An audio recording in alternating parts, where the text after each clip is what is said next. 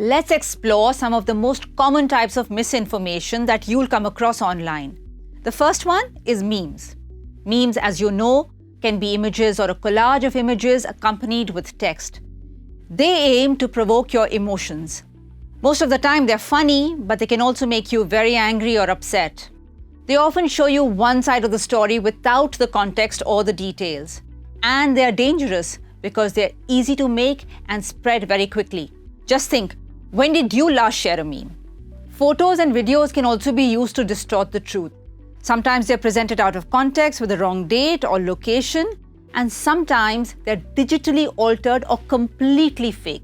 Check out these pictures.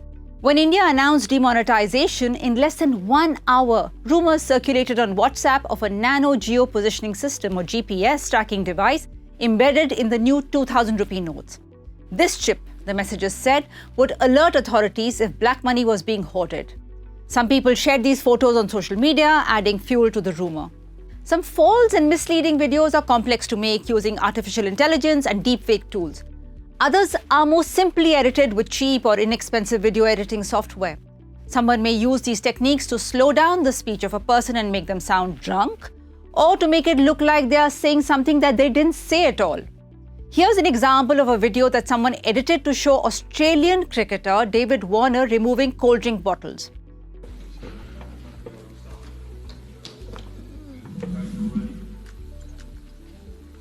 Can I move this? Do I have to put it there? It's good enough for Cristiano, it's good enough for me. That's right.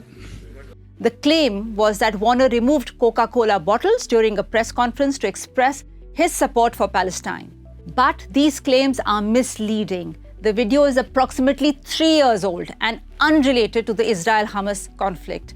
It is being shared with false assertions as the old video has been edited to create the impression that it is recent. While David Warner did pick up the bottles in the video, he eventually put them back. Be aware of these types of misinformation, deepfakes, as well as altered visual prompts. These may be easy to create and circulate, but they are also easy to spot when you know exactly what you're looking for. The clues to identify AI-generated images lie in the eyes, hair, and fingers. When it comes to deepfakes, the difference in the skin tone of the face and the body and the rate of blinking are the usual giveaways. Exercising visual skills can help you detect image manipulation and feel safe and responsible while consuming information online.